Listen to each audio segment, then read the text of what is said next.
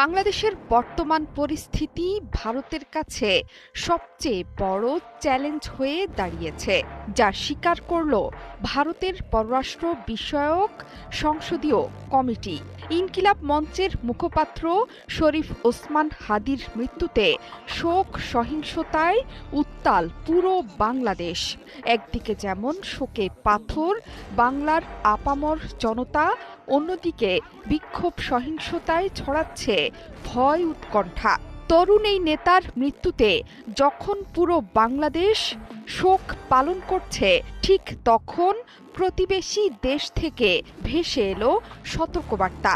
হাদির মৃত্যুকে ঘিরে দেশে বিক্ষোভ, গণমাধ্যমে অগ্নিসংযোগ এবং ভারতীয় আধিপত্যবাদের বিরুদ্ধে দেয়া স্লোগানে উদ্বিগ্ন কংগ্রেস সাংসদ এবং ভারতের সংসদীয় স্থায়ী কমিটির প্রধান শশী থারুর।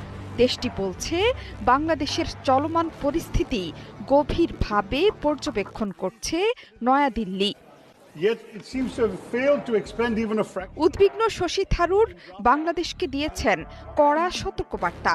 তার মতে, বাংলাদেশে চলমান এই সহিংসতা সাধারণ বাংলাদেশিদের সহায়তা করার ক্ষেত্রে ভারতের সক্ষমতা